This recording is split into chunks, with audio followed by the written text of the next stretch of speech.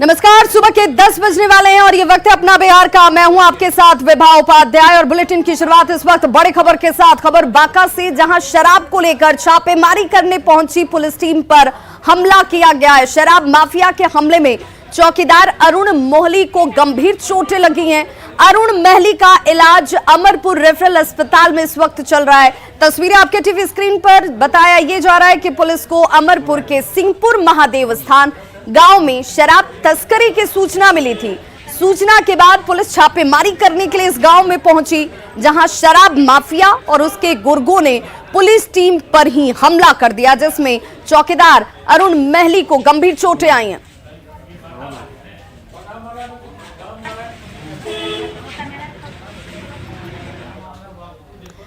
तो बांका में ही नहीं, बगहा में भी पुलिस टीम पर देखिए हमला किया गया है। शराब की सूचना पर रामनगर के खजूरिया गांव में पुलिस टीम पहुंची थी, जहां ग्रामीणों ने इसका विरोध शुरू कर दिया। गांव के लोग पुलिस वालों से ही उलझ पड़ते हैं, जिस दौरान एक कांस्टेबल को चोट आई है। बताया यह जा रहा है कि मौके का फायदा उठाकर शराब तस्कर और शराबी यहां से भाग खड़े हुए। तस्वीरें आपके सामने बगहा की, जहां पर शराब की सूचना पर पुलिस टीम कार्रवाई करने के लिए पहुंची थी, लेकिन ग्रामीण ही शराब तस्करों के साथ खड़ी नजर आई। उन लोगों को बचाने के लिए पुलिस के साथ उलझते हुए ग्रामीण नजर आ रहे होंगे आपको तस्वीरों में, और इस मौके का फायदा उठाकर यहां से शराब तस्कर और शराबी भाग खड़े हुए।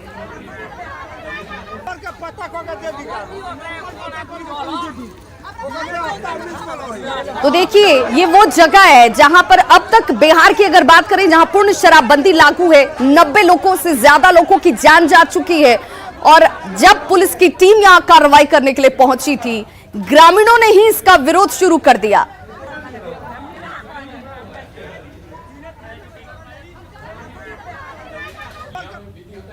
तो गोपालगंज में पिछले 1 साल में उत्पाद विभाग और जिला पुलिस पर शराब माफिया के हमले के करीब आधा दर्जन मामले संज्ञान में आए हैं, जिसमें शराब माफिया ने हमला किया। पहली घटना गोपालपुर थाना क्षेत्र में हुई, जहां पर छापेमारी करने के लिए उत्पाद विभाग की टीम जब पहुंची तो शराब माफियाओं ने फायरिंग शुरू कर दी थी, जिसमें उत्पाद विभाग के सिपाही बच गए। इसके अलावा बरौली, मांझागढ़, बैकुंठपुर, विजयपुर और मोहम्मदपुर पुलिस पर भी शराब माफियाओं ने हमला किया।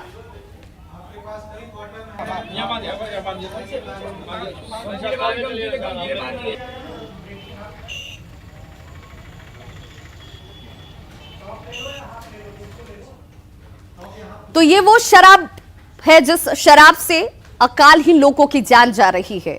90 से ज्यादा लोगों की मौत हो चुकी है। और शराबबंदी के बीच आखिर शराब कैसे मिल रही है, लोग कैसे शराब का सेवन कर रहे हैं और इस शराब को पीकर लोगों की जान कैसे जा रही है, सच क्या है शराबबंदी का, उस सच को जानने के लिए हमारे साथ हमारे 4 सहयोगी इस वक्त जुड़ चुके हैं। सबसे पहले उनका मैं परिचय आपसे कराते चलूं। हमारे साथ इस वक्त सहयोगी आनंद अमृतराज जुड़े हुए हैं, जो उस गोपालगंज में ग्राउंड रिपोर्टिंग करके अभी लौटे हैं, जहां पर 13 लोगों की जान चली गई।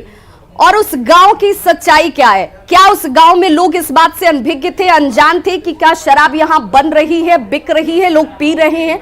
और क्या जनप्रतिनिधि जिनको चुना जाता है वो जनप्रतिनिधि सजग नजर आते हैं?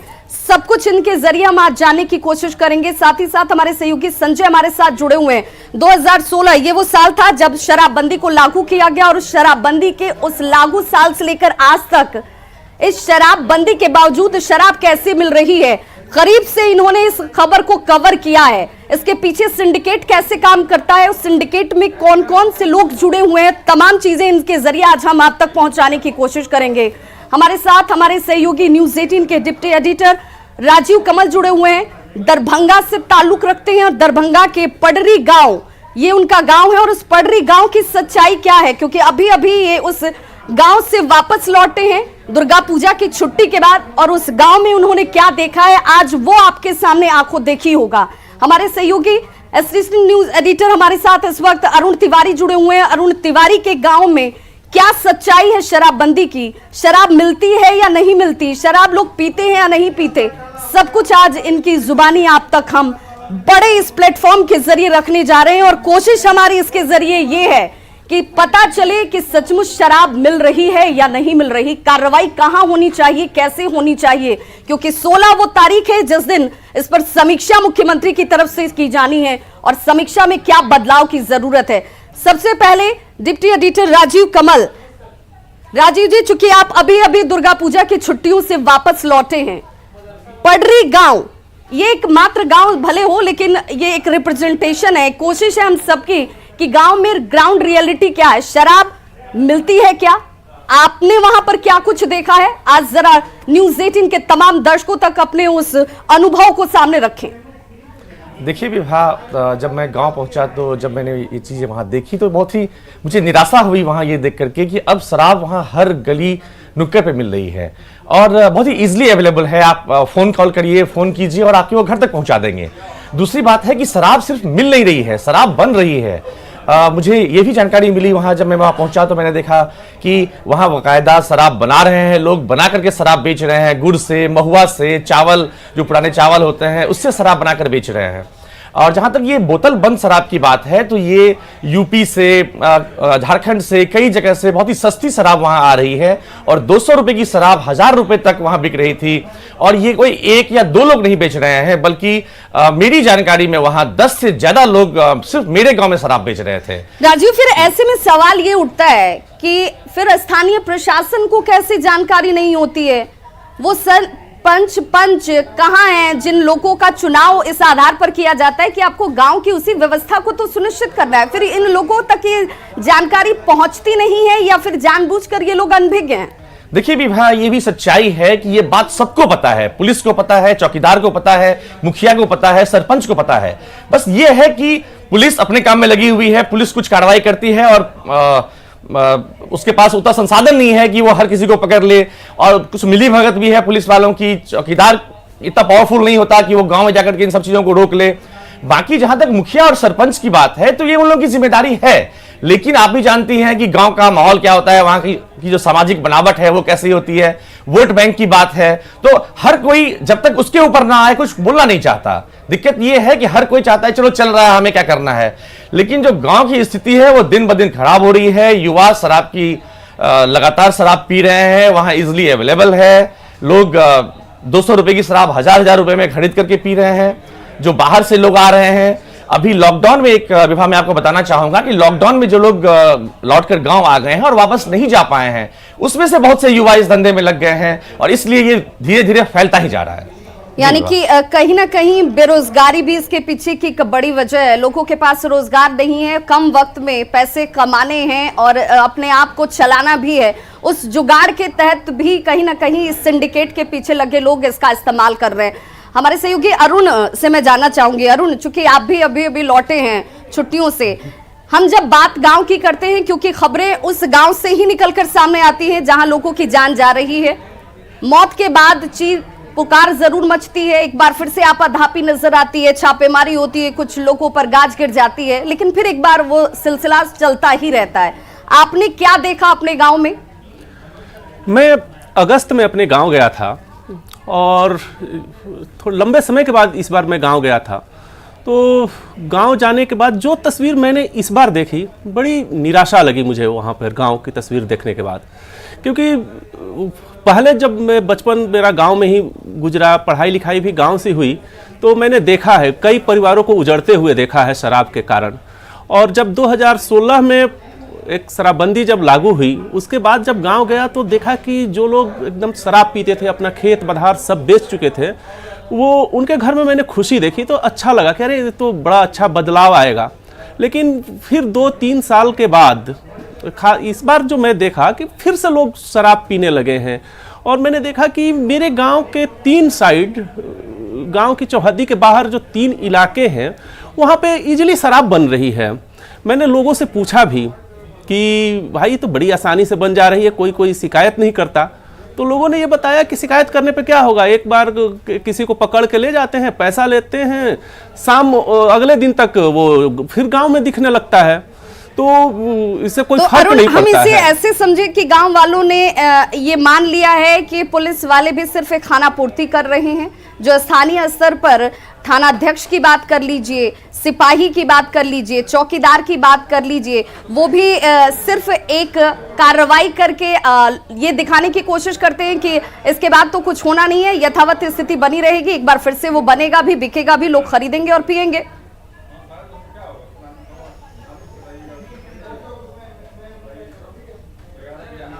चलिए मैं राजीव जी से जानना चाहूंगी। राजीव जी, चूंकि आपने इसका जिक्र किया कि मुखिया को पता होता है, पंच सरपंच को पता होता है, ये तो वो लोग हैं ना जो पढ़े लिखे होते हैं, एलीट क्लास माने जाते हैं, जिनसे ये अपेक्षा की जाती है कि वो गांव के लोगों को समझाएंगे। ये भूमिका उनकी होनी चाहिए कि लोगों को क्या सही है क्या गलत है, योजनाएं क्या हैं, उन योजनाओं से आपके स्थिति में तब्दीली क्या आएगी। क्या वहां पर ये लोग उस भूमिका को नहीं निभा रहे हैं?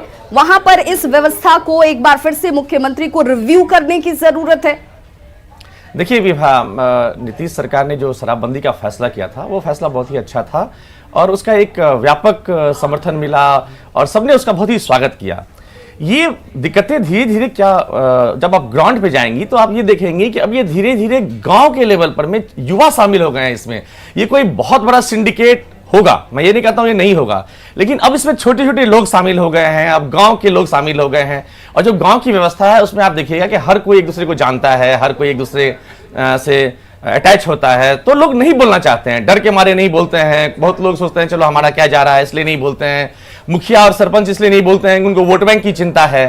तो बहुत सारी दिक्कतें हैं इसमें। सिर्फ हम ये कहते हैं कि हाँ पुलिस की दिक्कत है या फिर सरकार का फेलियर है, ऐसा नहीं है। ये हम सबकी जिम्मेदारी है कि हम शराबबंदी को सफलतापूर्वक लागू करवाएं। जन जागरूकता बहुत जरूरी है इस वक्त। इस अगर शराबबंदी को सफल करना है, मुख्यमंत्री का ये ड्रीम प्रोजेक्ट है और वो इसे लेकर कितने पैशनेट हैं, कितने ज्यादा भावनात्मक तौर पर इससे जुड़े हुए हैं, ये हर कोई जानता है। क्योंकि कोई एक ऐसा मंच नहीं है जहां पर उन्होंने इस बात का जिक्र न किया हो कि ये महिलाओं की मांग थी, उस मांग को हमने पूरा किया, उनसे किया वादा हमने निभाया है। वो महिलाएं सबल हो सके, सुरक्षित महसूस करें, उनकी आर्थिक स्थिति में तब्दीली आए, इसके पीछे की मंशा उनकी सीधे तौर पर ये रही है। लेकिन अब उस मंशा पर सवाल खड़े क्यों हो रहे हैं, इसे दुरुस्त करने की जरूरत क्यों है? हमारे सहयोगी आनंद अमृतराज हमारे साथ जुड़े हुए हैं। आनंद, चूंकि आप उस गोपालगंज से वापस लौटे हैं, वहां पर आपने अभी ग्राउंड रिपोर्टिंग की जहां पर 13 लोगों की मौत हो चुकी है। ये आंकड़ा 13 इस वक्त आधिकारिक तौर पर है, लेकिन उस गांव में आपने क्या देखा? उस गांव में क्या हालात हैं? क्या वहां पर भी सब कुछ लोगों की जानकारी में था, जानबूझकर सब कुछ हो रहा था, लेकिन चूंकि मौत अब हुई है इसलिए सवाल उठ रहे हैं? यह गंभीरता इस वक्त इसलिए दिख रही है।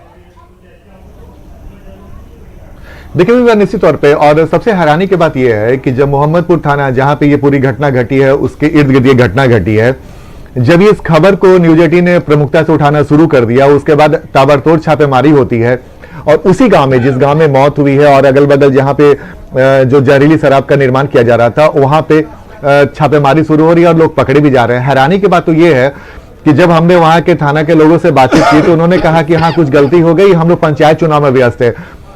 एक दिन 2 दिन में ये काम नहीं होता है। जहरीली शराब कहीं भी बनती है तो लंबे समय से बनती है और पुलिस को एक एक बात की जानकारी होती है। अगर नहीं तो 2 दिनों में तमाम बड़े बड़े जहां पे निर्माण हो रहे थे, अब जहरीली शराब के निर्माण जहां पे किए जा रहे थे वहां पे कैसे भंडाफोड़ किया गया, कैसे वहां पे लोगों को पकड़ा गया। एक चौकीदार से हमारी बातचीत हो रही थी, उसने अपना नाम नहीं बताया, वो कैमरे पर आने को तैयार नहीं था, लेकिन उसने जो जानकारी दो बेहद हैरान करने वाली बात थी। बोले कि साहब एक थाने में जब कुछ होता है तो उसकी पूरी जानकारी थाने में पहुंचा दी जाती है, हम भी उनके इस पूरी जानकारी को थाने में पहुंचा देते हैं, लेकिन बड़ा साहब को एक्शन लेना है, हम कहां से करें, हमको उसी गांव में रहना है। तो आप समझिए इस पूरे घटना में सिर्फ चौकीदार को बलि का बकरा बनाया जा रहा है, उसे सस्पेंड किया जा रहा है, उसे हटाया जा रहा है। मोहम्मदपुर थाने में एक थाने प्रभारी को भी हटा दिया गया, लेकिन थाना से महज 500 से 1000 मीटर के अंदर जो पूरा दायरा होता है वहां पे शराब का निर्माण हो रहा है। जिस गांव में 2-3 घरों को सील किया गया पुलिस के तरफ से, उस घर के बारे में अगल बगल के लोग बता रहे थे कि यहाँ पे पुलिस भी कभी कभी आया करती थी, इधर से गश्ती करके निकल जाया करती थी, हम लोग जानकारी देते थे तो कुछ नहीं बोला जाता था। और सबसे बड़ी बात है कि जब किसी को जहरीली शराब हो या फिर अवैध शराब का निर्माण करने के दौरान पकड़ा जाता था विभाग, तो उसे 4 से 5 दिनों में बेल मिल जाता था, वो जेल से बाहर आ जाते थे। उनका खौफ इतना रहता था, लोगों को लगता था कि इसकी जो जान पहचान है पुलिस वालों से है तो हम क्यों बैर मोल लें। गांव के लोग भय के मारे नहीं बोलते।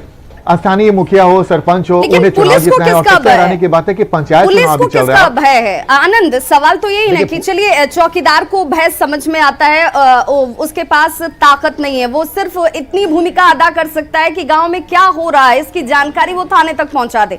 उसके पास इससे ज्यादा कोई ताकत नहीं है, इसलिए वो डरता होगा। ग्रामीण डरते होंगे। जिस सामाजिक ताने बाने की बात राजू भी कर रहे हैं कि लोगों के आपस में संबंध ऐसे होते हैं, लोग चाहते नहीं है कि किसी तरह की कोई जानकारी साझा की जाए और परेशानी मोल ली जाए। लेकिन पुलिस तो इसीलिए इस व्यवस्था का अंग है ना। सरकार करोड़ों रुपए खर्च इस व्यवस्था पर इसीलिए कर रही है कि आप कानून व्यवस्था बनाकर रखें। वहां पर हालात अगर खराब हो रहे हैं या फिर कानून की तरफ से जो नियम तय किए गए हैं उसका पालन नहीं हो रहा है, तो ये सुनिश्चित कौन कराएगा? देखिए, मैं वही तो बताने जा रहा था। स्थानीय पुलिस की भूमिका सबसे संदिग्ध होती है और यही वजह है कि अब बताइए, अगर मोहम्मदपुर थाने में पूरा घटना घटा और वहां के थाना प्रभारी को हटा दिया गया, तो आप समझिए कि कहीं ना कहीं पुलिस को भी, जो बड़े अधिकारी हैं जो पटना में बैठे हुए हैं, जो रणनीति बनाते हैं, नीति बनाते हैं, उन्हें सारे बात की जानकारी है। जिस जगह पे निर्माण होता है, एक थाना प्रभारी के अंडर में वो पूरा एरिया होता है। बिना पुलिस की मिलीभगत के संभव ही नहीं है कि किसी भी लोकल लेवल पे जो अवैध शराब का निर्माण होता है वो हो जाए। पुलिस का अपना स्पाई होता है, अपना खुफिया तंत्र होता है, तमाम जानकारियां होती है। चूंकि बार बार पुलिस की भूमिका पे मैं इसलिए सवाल खड़ा कर रहा हूं कि मैं पहुंचा, मैंने गोपालगंज में लोगों से बातचीत की। लोगों का ये कहना है कि पुलिस वाले पैसा लेते हैं, पुलिस वालों तक पैसा पहुंचता है और यही वजह है कि पुलिस वाले कार्रवाई नहीं करते। जब तक ऊपर से कोई बड़ा मामला नहीं आ जाता है, दबाव नहीं आता है, लोकल लेवल पे ऐसी कार्रवाई नहीं होती है। कल मैंने एक लाइव रेड देखा था मुझे जानकारी मिली कि दियारा इलाके में एक लाइव होना है, एक्साइज के लोग और पुलिस के लोग रेड करने वाले थे। हम हैरान रह गए कि जैसे ही हम उस काफिले के साथ पहुंचे और एक घर में पुलिस वाले अचानक से पहुंचते हैं और जब छापेमारी शुरू होती है तो कुछ लोग भागते हैं। जब आपके पास इतना सटीक जानकारी रहता है, सब कुछ रहता है, तो आपने पहले वो कार्रवाई क्यों नहीं की? बिल्कुल आनंद, वो तस्वीरें भी हम अपने दर्शकों को दिखा रहे हैं। देखिए, ये वो सच है जो हमारे सहयोगी आप तक उस ग्राउंड रिपोर्ट के जरिए पहुंचाने की कोशिश कर रहे हैं और सीधे तौर पर इससे इनकार नहीं किया जा सकता है कि पुलिस की तरफ से कहीं ना कहीं मिली भगत की बात सामने आ रही है, उनकी तरफ से लापरवाही बढ़ती जा रही है और इसी वजह से इस तरह के सिंडिकेट बड़ी आसानी से चल रहे हैं। लोग डर के साए में भले हों, लेकिन ये सब कुछ आंखों के सामने हो रहा है। हमारे सहयोगी संजय का मैं रुख करना चाहूंगी। संजय, मैं आपसे जानना चाहती हूं, चूंकि अब कार्रवाई ताबड़तोड़ हो रही है, कई माफियाओं को पकड़ा भी जा रहा है, जरा मैं आपसे जानना चाहती हूं कि ये बताएं कि चूंकि आपने इस तरह की स्टोरी शुरू से कवर की है, आपने देखा है बड़े करीब से कि कैसे सिंडिकेट रन करता है, कैसे लोग इससे जुड़े हुए हैं और इस चेन को तोड़ना आसान नहीं है। क्या इस वक्त जो हो रहा है वो काफी है और क्या करने की जरूरत दिख रही है? देखिए विभा, सबसे बड़ी बात है कि इसको दो पहलुओं से देखा जाना चाहिए। एक जहरीली शराब और दूसरी बिहार में शराब का धंधा। तो ये जहरीली शराब जो है इसके लिए चोट करना होगा। शराब का धंधा बिहार में अंकुश लगाया जा रहा है, इस बात से इनकार नहीं कर सकता। एक मेरे पास डेटा है जो मद्य निषेध इकाई की है, इस साल का ये डेटा है जिसमें अब तक 534 सप्लायर जो है वो गिरफ्तार किए जा चुके हैं। 534 सप्लायर, और इसमें केवल बिहार के सप्लायर नहीं है, जो अदर स्टेट के सप्लायर हैं उनकी भी अरेस्टिंग हुई है। कई बड़े नाम, कई बड़े शराब माफिया। इसके अलावा ड्राइवर 378, खलासी 130 और मिसलेनियस यानी दूसरे तरीके से लोग जो शराब के धंधे में शामिल हैं उनकी 365 गिरफ्तारी हुई। यानी कुल मिलाकर 1400 से अधिक लोगों की केवल इस साल अब तक गिरफ्तारी केवल मद्य निषेध विभाग की टीम ने की है। सवाल यही है कि जहरीली शराब को रोकने के लिए क्या किया जाएगा। देखिए सबसे बड़ी बात, लोग तमाम जो रिएक्शन आते हैं, पुलिस अधिकारियों के आते हैं, चाहे राजनेताओं के आते हैं, कि शराब पीने से मर कौन लग रहे हैं? मर रहे हैं निचले तबके के लोग, जिनका पर कैपिटा इनकम यानी प्रति व्यक्ति आमदनी जो है वो काफी कम है। वो कौन सा शराब पीते हैं? देसी शराब पीते हैं। वो आज घर घर में शराब बन रहा है। क्यों बन जा रहा है? 400 रुपया लगाइए और शराब की भट्टी से शराब तैयार कर लीजिए और महीने में 10 से 20 हजार रुपये कमा लीजिए। तो ये एक आसान सा काम हो गया है और इसको सबसे बड़े पहलू से देखा जाना चाहिए। जो देसी शराब है वही जहरीली शराब और जहरीली मौत का कारण बनता है। जो लोग मर रहे हैं वो देसी शराब पीकर मर रहे हैं और वो शराब कौन बना रहा है? ये एक बड़ा सवाल है कि देखिए मर कौन रहा है। ये निचले तबके के लोग मर रहे हैं, देसी शराब पीने वाले लोग मर रहे हैं, इस के साथ जुड़े वो लोग हैं जिनके पास रोजगार नहीं है। आनंद, क्या जानकारी आप देना चाह रहे हैं? देखिए विभा, अभी स्क्रीन पे दिखा रहे थे हम लोग कि यूपी के बॉर्डर से बिहार में जो बड़े बड़े वाहन हैं आसानी से प्रवेश कर रहे हैं। कल मैं वहां पे था। मैं आग्रह करूंगा कि एक बार फिर से वो विजुअल दिखाया जाए कि कैसे गाड़ियां वहां से आसानी से आती हैं और जो चेक पोस्ट पे हैं, उत्पाद विभाग के अधिकारी है, पुलिस के अधिकारी है, एमवीआई के लोग हैं, वो वहां पे कर क्या रहे हैं कि सिर्फ गाड़ी अगर इंटर करता है यूपी से तो कागज देख लेते हैं और कागज देखने के बाद गाड़ी चली जा रही है। जब हमने पूछा कि जब अभी अवैध शराब की बिक्री इतने तेजी से यहाँ पे हो रही है, अवैध शराब पहुंच रहा है गोपालगंज में, तो आप लोग कार्रवाई क्यों नहीं कर रहे, आप लोग चेकिंग सघन क्यों नहीं कर रहे हैं? उसके बाद कुछ लोग थे जो एक गाड़ी में उन्होंने एक पतला सा रड ऐसा रखा था और उसके बाद बोले कि हाँ, हम ऐसे चेकिंग करते हैं। सटीक और दुरुस्त होने का दावा करने वाले लोगों को ये रिपोर्ट जरूर देखनी चाहिए, ये तस्वीर जरूर देखनी चाहिए जो हमारे सहयोगियों ने कवर की है। और ये इसलिए जरूरी है क्योंकि जिस शराब को पीकर, जो शराब जहरीली हो जा रही है और उसको पीकर लोगों की जान जा रही है, वो कच्चा माल उन तक, उस गांव तक, उस इलाके तक, उस जिले तक कैसे पहुंचता है, इन नाकों से होकर ही गुजरता है। वो नाके क्या काम नहीं कर रहे? क्या वहां पर भी लापरवाही बढ़ती जा रही है? क्या वहां पर भी काली कमाई की जा रही है? एक सिंडिकेट बदस्तूर इन लोगों के साथ मिलकर चल रहा है जिसे तोड़ने की जरूरत है। ये एक बड़ा सवाल, क्योंकि लोगों की जान बचानी जरूरी है। बहुत बहुत शुक्रिया आप सभी का हमारे साथ जुड़ने के लिए और अपने अनुभवों को साझा करने के लिए। हम सबकी ये कोशिश होनी चाहिए, इस वक्त आपको ये जानना जरूरी है कि ये शराब आपके लिए जानलेवा है। शराब का सेवन किसी भी रूप में आप न करें।